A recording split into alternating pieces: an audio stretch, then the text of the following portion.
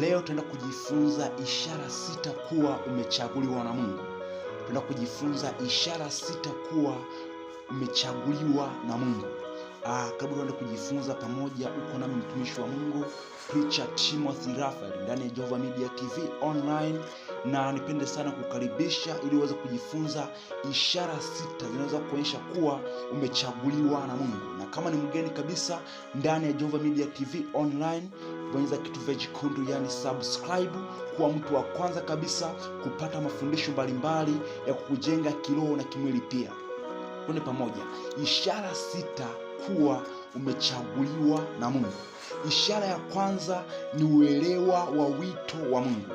Uelewa wa wito wa Mungu. Kila mtu ambaye amepewa wito wa Mungu anapaswa kuelewa kwamba si kwa bahati mbaya, bali ni kwa makusudi ya Mungu. Kwa lazima kwanza uelewe kuhusu wito wa Mungu ndani yako. Wito wa Mungu unapokuja ndani yako moja kwa moja, lazima uelewe kwamba huu ni wito wa Kristo. Wito huu unakuja kwa dhamira ya kiungu ambayo inatupelekea kuelewa kuwa tumechaguliwa kwa ajili ya kusudi maalum au mpango wa Mungu ndani yako. Kwa kila mmoja anapokuwa amezaliwa, anazaliwa kwa kusudi la Mungu. Haukuzaliwa kwa bahati mbaya, ulizaliwa kwa mpango wa Mungu.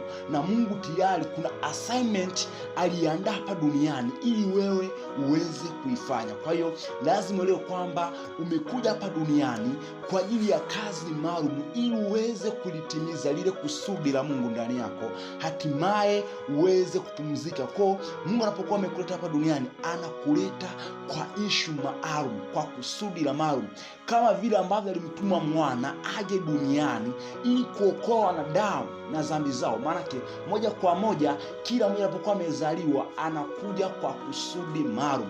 Kwa ulikuja duniani kutimiliza lile kusudi la Mungu ndani yako ambalo tayari amekuchagua uweze kulifanya, na wewe mwenyewe ndio kufanya kusudi hilo. Usipofanya, hakuna mtu mwingine wa kufanya jambo hilo. Kwa lazima uelewe kwamba lipo kusudi la Mungu ndani yako. Na unaposoma kwenye Efeso ile sura ya 1 mstari wa 4, wa Efeso sura ya 1 mstari wa 4 inaonyesha kuwa kama vile alivyotuchagua katika yeye kabla ya kuwekwa misingi ya ulimwengu, ili tuwe watakatifu, watu wasio na hatia mbele zake katika pendo. Maana inaonyesha kwamba Mungu mwenyewe alikuchagua kabla ya misingi ya ulimwengu kuumbwa. Kwa cha kwanza kabisa, kabla ya kitu chochote kile, Mungu alimchagua mwanadamu, akamchagua katika pendo ili aweze kuishi maisha matakatifu ambayo yanampendeza Mungu. Na ishara ya pili kabisa ni mabadiliko ya maisha. Mtu ambaye tayari amechaguliwa na Mungu huwa anakuwa na mabadiliko ya maisha. Wale waliochaguliwa na Mungu mara nyingi hupitia mabadiliko makubwa katika maisha yao. Hii ni pamoja na kuacha tabia za zamani na kuanza kuishi maisha mapya yanayoendana na mafundisho ya Kristo, yanayompendeza Kristo. Mabadiliko hayo yanaweza kuonekana kwa matendo yao, mawazo yao, mitazamo yao ya kuhusu maisha. Kwa mtu ambaye amechaguliwa na Mungu, moja kwa moja hupata mabadiliko ya kimaisha kupitia mawazo yake ambayo anawaza. Mtazamo wake kuhusu maisha huwa unabadilika, pia hata matendo yake huwa yanabadilika. Kama alikuwa anatembea legelege katika imani, utashangaa ni mtu ambaye ameanza kuwa na bidii kumtafuta Mungu. Kama alikuwa anafunga siku moja, utaanza kuwa unaona kwamba iko shauku ya kufunga maombi siku 2 na kuendelea. Kama ulikuwa unasoma kifungu kimoja cha Biblia, utaanza unaanza kusoma kifungu 2, 3, hatimaye kusoma sura nzima. Unakuwa na badiliko kuhusu mafundisho ya neno la Mungu, au kuwa na shauku pia na mtazamo tofauti kuhusu maisha. Kama ulikuwa unawaza tofauti juu ya neno la Mungu, utaanza unawaza tofauti, kuona mtazamo juu ya maisha, kuona kwamba yale ambayo hayawezekani kwa hali ya kawaida, unaona kwamba haya Mungu anaweza kufanya. Hajalishi ni hali ngumu ambazo unazipitia, unaona kwamba katika hizi hali ngumu, pamoja na pitia haya, najua yuko Mungu ambaye atanivusha. Unakuwa na mtazamo tofauti juu ya maisha. Pia ishara ya tatu ni uwepo wa Roho Mtakatifu ndani yako. uwepo wa Roho Mtakatifu ndani yako. Ishara nyingine ni uwepo wa Roho Mtakatifu ndani ya mtu aliyechaguliwa. Roho Mtakatifu hutoa uongozi, faraja na nguvu za kiroho ambazo zinamsaidia mtu huyo kutimiza makusudi ya Mungu maishani mwake. Kwa Roho Mtakatifu anapoingia ndani yako, anakuwa kiongozi, anakuwa faraja na nguvu za kiroho ambazo zinakuwezesha wewe sasa kufikia kusudi la Mungu ndani ya maisha yako. Unaposoma kwenye Petro wa kwanza sura ya kwanza mstari wa 3 hadi wa 4, anaonyesha kwamba tunapata uzima mpya kupitia kwa Roho Mtakatifu.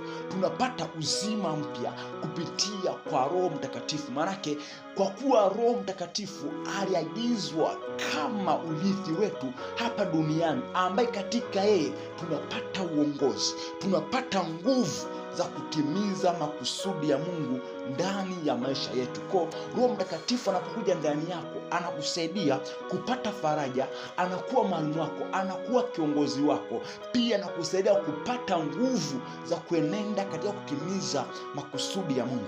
Katika Matendo tunaona kwamba, nasema Matendo 1 ile mstari wa 8, anasema kwamba mtapata nguvu akiisha kuajilia juu yenu huyu Roho Mtakatifu. Kwa mtu hawezi kupata nguvu za Mungu bila kujiliwa na Roho Mtakatifu. Kama mtu atakwambia kwamba ana nguvu za Mungu na anakana kwamba hana Roho Mtakatifu, huyo mtu hawezi kuwa na nguvu za Mungu. Kwa ili uweze kuwa na nguvu za Mungu, lazima moja kwa moja uweze kumpokea huyu Roho Mtakatifu. Na kama uelewe kuhusu namna ya kupokea nguvu za Roho Mtakatifu na namna kuishi maisha ambayo yanakupelekea kuwa na nguvu za Mungu, endelea kujifunza ndani ya Jehova Media TV Online. Nafundisha masomo mbalimbali ambayo hayo yanakusaidia kukua kiimani na kujua namna gani uweze kutembea sawasawa na mapenzi ya Mungu. Kwa hii ni ishara ya 3 kwamba uwepo wa Roho Mtakatifu ndani yako. Na pia ishara nyingine, ishara ya 4 kuhusu kwamba umechaguliwa na Mungu, ni kuishi kulingana na neno la Mungu. Kuishi kulingana na neno la Mungu. Wale ambao wamechaguliwa na Kristo, wale ambao wanachaguliwa na Mungu, huwa wanajitahidi sana kuishi kulingana na neno la Kristo au kulingana na neno la Mungu. Hii ina maana kwamba wanapenda kusoma Biblia, kujifunza kutoka kwake na kutii maagizo ya Mungu. Wanapenda kusoma maandiko na wanapenda pia kujifunza kutoka kwake na kutii maagizo ya Mungu. Kwenye kipindi kilichopita, wakati nafundisha kuhusu kuishi maisha matakatifu, nilisema kwamba unaposoma neno la Mungu sio ishe tu kulisoma, ulisome na kulitafakari. Lakini pia nasema kwamba ili uonyeshe kwamba umechaguliwa na Mungu, au ishara kuwa umechaguliwa na Mungu, unakuwa na ile desire ya kusoma maandiko matakatifu. Unakuwa na ile shauku ndani ya moyo wako kujifunza maneno ya Mungu. Kwa kama unaona kwamba huoni ile shauku ya kusoma maandiko ya neno la Mungu ndani yako, hii ni ishara moja kwamba unapoteza ile hali ya kuchaguliwa na Mungu. Ili uweze kuishi ndani ya kuchaguliwa na Mungu, lazima uwe na ile hali, shauku ya ndani ya kusoma maneno ya Mungu. Sio tu kusoma maneno ya Mungu na kuyatafakari, hatimaye kujifunza kutoka kwake Mungu. Maana Mungu anakuwa ni role model wako, yani unajifunza kutoka kwake, unajifunza kutoka kwa Mungu wako ambaye unamwamini, na kuishi maisha ambayo yanampendeza Mungu, pia hatimaye kutii maagizo ya Mungu. Amesema kwamba katika Isaya kwamba mkitii na kufuata maagizo ya Mungu mtakula mema ya nchi. Kwa ili uweze kula mema ya nchi, moja kwa moja lazima uonyeshe hali ya utii kwa Mungu ambaye unamwabudu. Pia kitu cha 5 au ishara ya 5 ni matunda ya Roho.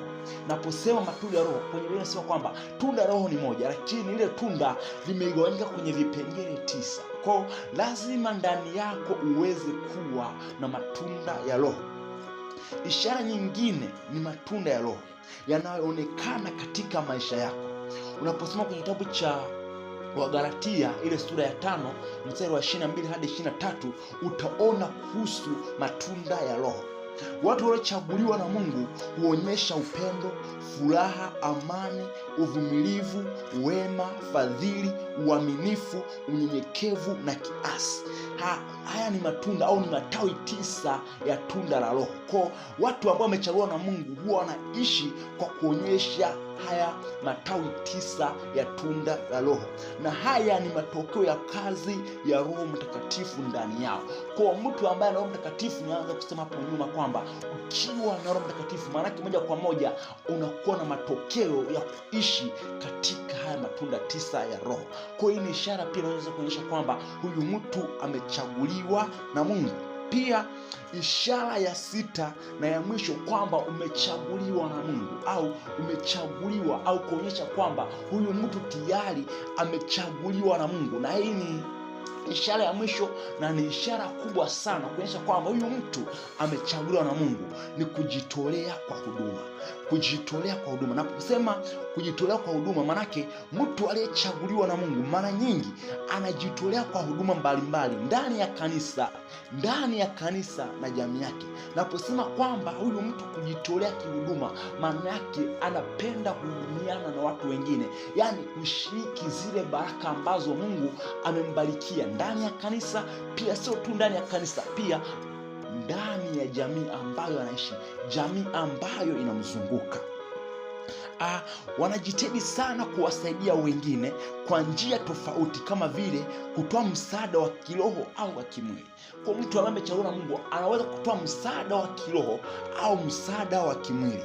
Hii inaonyesha kwamba wanaelewa jinsi ya kushiriki au umuhimu wa kushiriki baraka wanazopokea kutoka kwa Mungu, pia kuwashirikisha baraka hizo watu wengine.